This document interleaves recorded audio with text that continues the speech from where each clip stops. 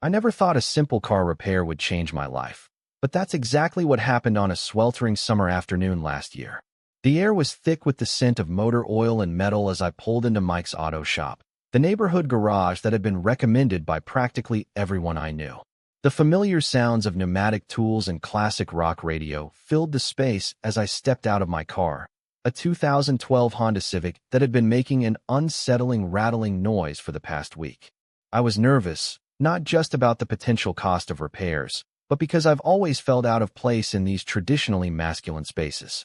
As someone who knows next to nothing about cars beyond putting gas in the tank and occasionally checking the oil, I was preparing myself for the condescending explanation I'd grown accustomed to receiving. Let me set the scene properly. Mike's auto shop wasn't one of those sterile dealership service centers with gleaming floors and uncomfortable plastic chairs. This was an authentic neighborhood garage with concrete floors stained from years of oil changes, walls lined with calendars featuring classic cars, and the kind of authentic character you only get from a place that's been serving the community for decades. I stood there awkwardly, keys in hand, trying to look like I belonged while simultaneously feeling completely out of my depth. That's when I first saw him. The mechanic who would end up occupying my thoughts for weeks afterward wasn't what I expected. He emerged from beneath a lifted truck, wiping his hands on a red shop rag. He was tall, probably in his early 30s, with dark hair cut short on the sides, but slightly longer on top. His face had the kind of rugged handsomeness that comes from working with your hands, not from hours at the gym, though his forearms, visible beneath rolled-up sleeves, suggested he did physical work daily. What caught me off guard wasn't his appearance, though, but the genuine warmth in his smile as he approached. "You must be the Honda with the mysterious rattle," he said, extending a hand that was surprisingly clean considering his profession. "I'm Alex. You called earlier, right?" I nodded, introducing myself and trying not to notice how his blue eyes crinkled slightly at the corners when he smiled. There was something disarming about his presence, none of the macho posturing I'd come to expect from automotive professionals. Instead, he listened attentively as I attempted to describe the noise, mimicking the sound as best I could, which probably made me look ridiculous. But Alex didn't laugh or dismiss my amateur description. "That actually tells me a lot," he said, nodding thoughtfully. "Let's take a look together, and you can show me exactly when you hear it." This was unexpected. Most mechanics I'd encountered in the past would simply take my keys, tell me to wait in the lobby, and return an hour later with a list of expensive problems I couldn't verify. Alex's approach was different, inclusive rather than dismissive, and I found myself both relieved and intrigued. As we walked toward my car, I couldn't help but notice the way he moved with a kind of confident ease. His navy blue work uniform, with Alex embroidered on the chest pocket, was worn but clean and rolled up at the sleeves, revealing forearms marked with a few small scars, badges of honor in his line of work, I imagined. I caught myself wondering about his life outside the garage. Was he married? Dating someone? These thoughts surprised me, as did the slight disappointment I felt when I spotted what looked like a wedding ring on his left hand. "So tell me more about this rattle," Alex said as he opened the driver's side door, gesturing for me to get in. "When did you first notice it? And does it happen all the time or only under certain conditions?" I explained that the noise had started about a week ago and seemed to get louder when I accelerated, especially going uphill. It was a metallic sound, almost like something was loose underneath the car. As I spoke, Alex listened with genuine interest, nodding occasionally and asking clarifying questions that made me feel like my observations were actually valuable. "Let's take it for a quick drive so I can hear it for myself," he suggested. "You drive, and I'll listen." Sometimes these noises can be tricky to diagnose without hearing them in action. I slid into the driver's seat while Alex walked around to the passenger side. The car suddenly felt smaller with him in it, his presence filling the space in a way that made me acutely aware of every movement. As I started the engine, I found myself hoping the rattle would make an appearance, if only to prove I wasn't imagining things. "Just drive normally," Alex instructed, his voice calm and reassuring. "Pretend I'm not even here." That was easier said than done. As we pulled out of the garage and onto the street, I was hyper-conscious of everything. The way I held the steering wheel, how I checked my mirrors, even my breathing seemed louder than usual. We drove for about 5 minutes before the familiar rattle emerged, growing louder as we climbed a small hill. There. Do you hear that? I asked, feeling vindicated when Alex nodded. I do. Good catch bringing it in now rather than waiting. Let's head back to the shop, and I'll take a closer look. Back at the garage, Alex patted the hood of my car. Mind popping this open for me? He asked, and I reached for the lever, feeling a small sense of accomplishment at knowing how to do at least this basic task. As the hood lifted, Alex leaned in, his attention fully focused on the engine compartment. I stood awkwardly to the side, not wanting to get in the way but curious about what he might find. Come take a look, he said suddenly, waving me over. I think I've found your culprit. I hesitated. I wouldn't know what I'm looking at, I admitted. Alex smiled, and there was no judgment in his expression. That's okay. We all start somewhere. Come here, I'll show you. Something about his invitation felt like more than just a mechanic being friendly. There was a genuine desire to share knowledge, to include me in the process rather than keep me at arm's length. I stepped closer, and Alex gently placed his hand on my shoulder to guide me to the right spot. See this heat shield here? He asked, pointing to a metal component. It's supposed to be secured with these clips, but a couple of them have broken off. When the engine heats up and you're accelerating, it vibrates against the exhaust manifold. That's what's causing your rattle. I leaned in closer, trying to see what he was pointing at. The engine was a complex maze of parts and wires, but as Alex explained each component, it began to make a little more sense. His enthusiasm was contagious, and I found myself genuinely interested in understanding how everything worked together. The good news is, this is a relatively simple fix, he continued. We can either replace the heat shield entirely or secure the existing one better. The replacement would be more expensive but a more permanent solution. What do you think? I was taken aback by being asked for my opinion. What would you recommend? I asked, genuinely curious about his professional judgment. Alex considered for a moment. If it were my car, I'd probably just secure this one better. It's still in good shape overall, and that would save you some money. But I can do either way. His honesty was refreshing. I'd gone into auto shops before feeling like a target with a wallet, but Alex seemed genuinely concerned with finding the right solution for me, not just the most profitable one for the garage. Let's go with your recommendation, I said, feeling a strange sense of trust in this man I'd just met. Alex nodded, seeming pleased with my decision. Great. It shouldn't take too long. Would you like to watch? You might learn something useful for the future. This invitation surprised me even more than the first. Most mechanics preferred to work without an audience, especially one that might ask stupid questions. But Alex seemed sincere in his offer, and something about the prospect of spending more time with him was undeniably appealing. I'd like that, I said, trying to sound casual. If you're sure I won't be in the way. Not at all, Alex replied, rolling up his sleeves a bit more. I always think it's good for car owners to understand what's happening under the hood. Makes you more confident on the road, you know? As Alex gathered his tools, I found myself studying his movements. There was something graceful about the way he worked, each motion purposeful and efficient. He explained what he was doing as he went, pointing out different components and their functions. What struck me most was how he managed to explain complex mechanical concepts without being condescending. He had a natural teaching ability that made me feel included rather than ignorant. Hand me that socket wrench, would you? He asked, pointing to a tool on the nearby workbench. I hesitated, not entirely sure which one he meant among the array of similar-looking tools. Alex seemed to sense my uncertainty. The one with the black handle, about 6 inches long, he clarified without a hint of impatience. I passed him the tool, our fingers brushing briefly in the exchange. It was a fleeting touch, but I felt a distinct warmth spread through my hand and up my arm. I tried to dismiss it as nothing, but when Alex looked up and our eyes met, I wondered if he had felt something too. Thanks, he said, his voice perhaps a touch softer than before. Now, I'm going to show you something most mechanics wouldn't bother with, but it might save you some trouble down the road. He motioned for me to come closer, and I found myself standing right beside him, our shoulders nearly touching as we both leaned over the engine compartment. The proximity was both nerve-wracking and thrilling. See these other clips here? Alex pointed to similar fasteners around the heat shield. They're still intact, but they're the same type as the ones that broke. They might fail eventually too. If you want, I can replace all of them with a more durable alternative. It would add a little to the cost, but it could prevent you from having the same issue a few months from now. His consideration impressed me. He wasn't just fixing the immediate problem. He was thinking ahead to prevent future issues.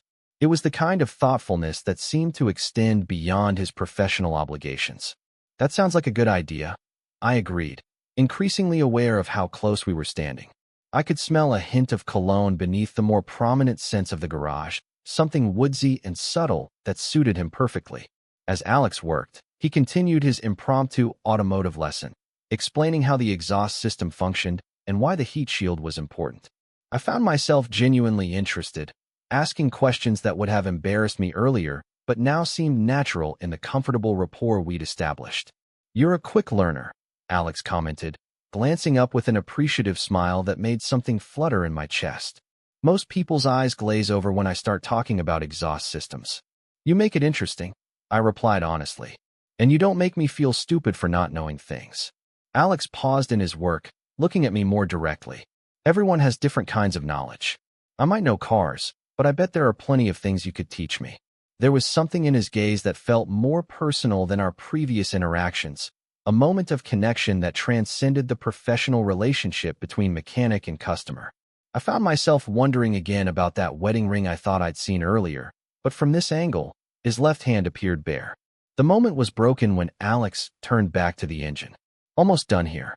Just need to tighten these last few fasteners." As he worked, I noticed a small framed photo on his workbench, visible now that we'd moved slightly to the side. It showed Alex with an older man in front of a classic car, both smiling broadly. Something about their similar features suggested they were related. "Is that your father?" I asked, nodding toward the photo. Alex glanced over and smiled fondly. "Yeah, that's my dad. He taught me everything I know about cars." That picture was taken the day we finished restoring that '67 Mustang. 5-year project. "That's amazing," I said sincerely. "To have that kind of connection and shared passion." "It is," Alex agreed, a touch of nostalgia in his voice. "He passed away last year. Cancer. But every time I work on a car, I feel like he's right here with me, guiding my hands." The personal revelation caught me by surprise, as did the emotion behind it. This wasn't the kind of conversation I expected to have with someone fixing my car. It felt intimate, a glimpse into Alex's life that went beyond the professional facade. "I'm sorry about your dad," I said softly. "He must have been a great teacher." Alex nodded, his hands momentarily still. "The best. He always said the most important tool in a mechanic's arsenal isn't a wrench, it's patience, and the willingness to share what you know." He looked up at me with a smile that seemed to hold a deeper meaning.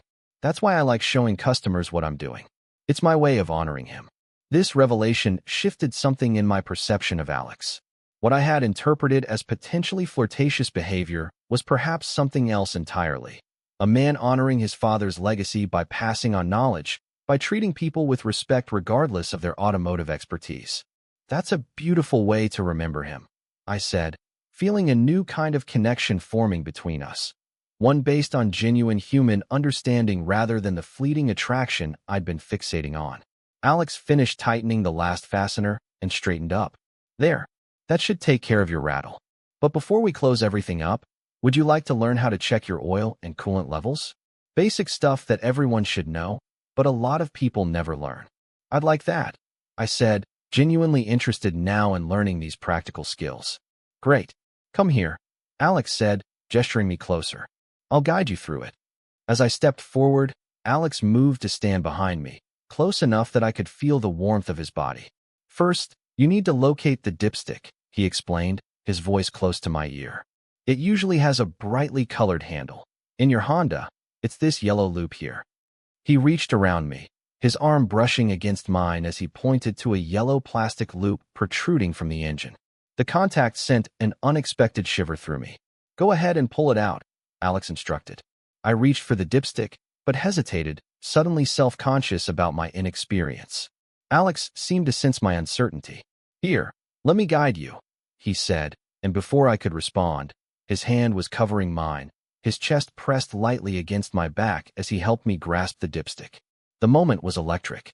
His hand was warm and slightly calloused, his fingers gently directing mine with a confidence that was both reassuring and thrilling. I was acutely aware of every point of contact between us, his chest against my back, his breath near my ear, his hand over mine. It felt intimate in a way that transcended the simple act of checking engine oil. "Now pull it straight up," Alex instructed, his voice lower than before, almost a murmur. Together, we extracted the dipstick, our movements synchronized as if we'd done this 100 times before.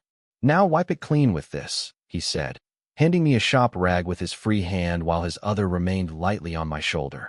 "Then we'll reinsert it to get an accurate reading." I did as instructed, conscious of his gaze on my hands. When I finished wiping the dipstick, Alex guided me again as we reinserted it into the engine, the motion somehow feeling more significant than the simple mechanical act it was. "Perfect," he said softly as we completed the task. "Now let's pull it out again and check the level." This time, I moved with more confidence, pulling the dipstick out smoothly. Alex remained close, his presence both comforting and exhilarating. "See those marks at the end?" he asked, pointing to the metal rod. "Your oil level should be between those lines. Yours is right where it should be. Good job maintaining that." The praise shouldn't have affected me as much as it did, but I felt a flush of pride at his approval. It was silly, perhaps, to feel accomplished about something as simple as having the correct oil level in my car, especially since I'd had nothing to do with it. But Alex's genuine appreciation made it feel significant.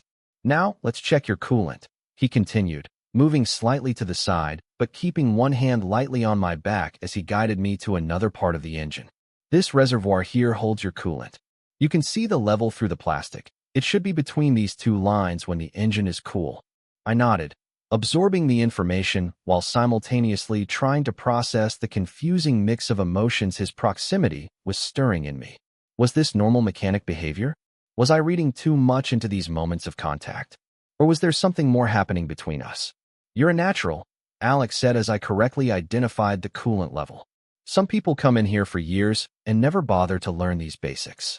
It's refreshing to work with someone who's interested." "I have a good teacher," I replied, turning slightly to face him, suddenly aware of how close we were standing. For a moment, neither of us moved away. Alex's eyes held mine, and I saw something there, a recognition, perhaps, of the unusual connection that had formed between us in this unlikely setting.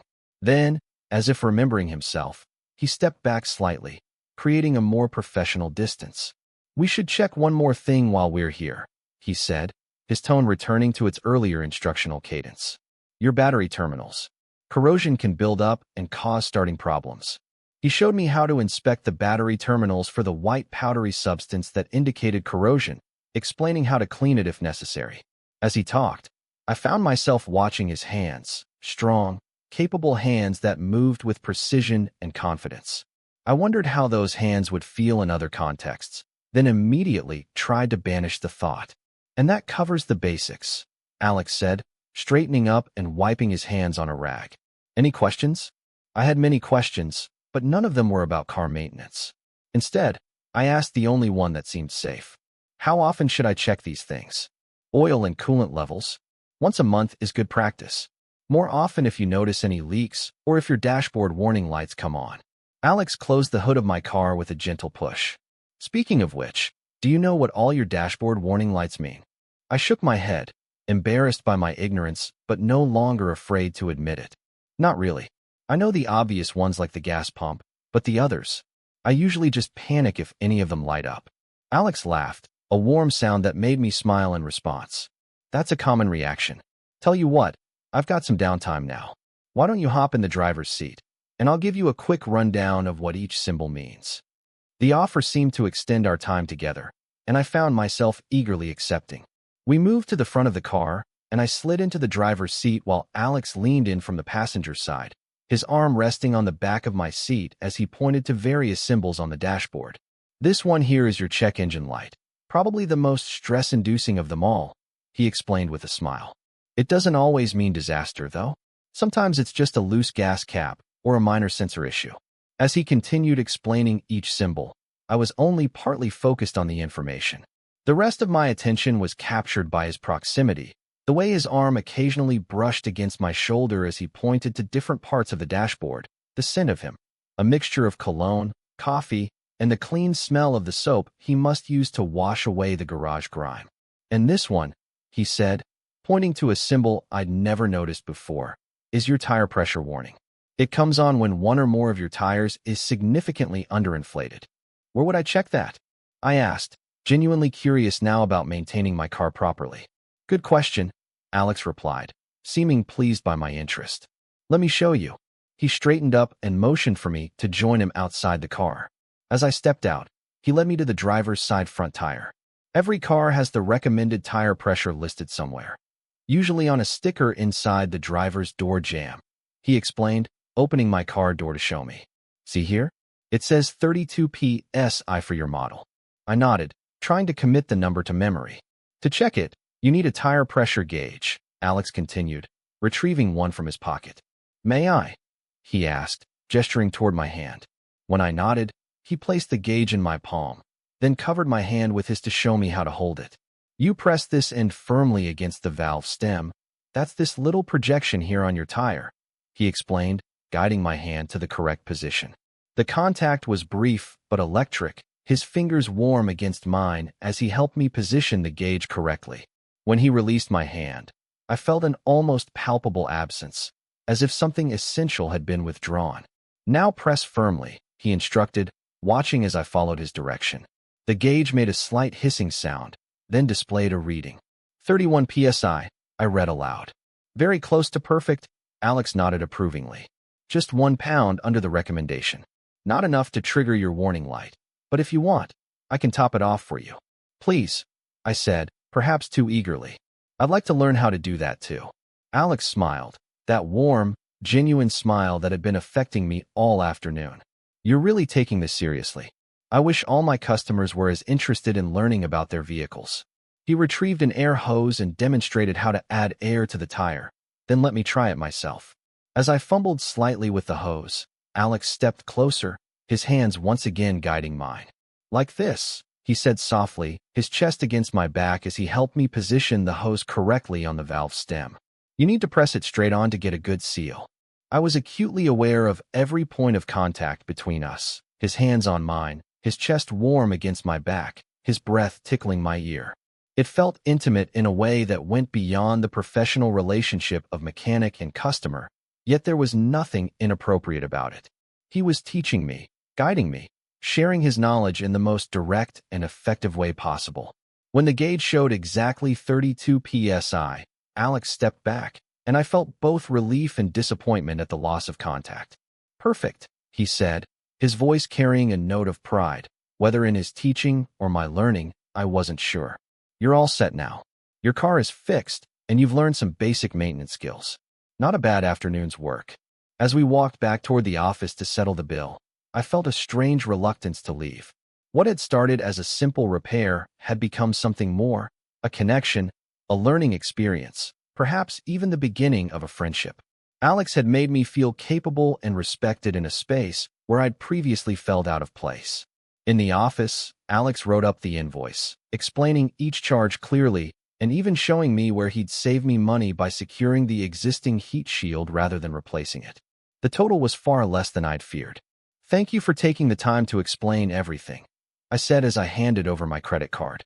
Most mechanics I've dealt with just want to get you in and out as quickly as possible. Alex shrugged, a modest gesture that somehow made him even more appealing. That's not how I like to work. Cars are complicated machines, but understanding the basics shouldn't be a mystery. Everyone deserves to know what's happening with their vehicle. As he processed my payment, I noticed a business card holder on the counter.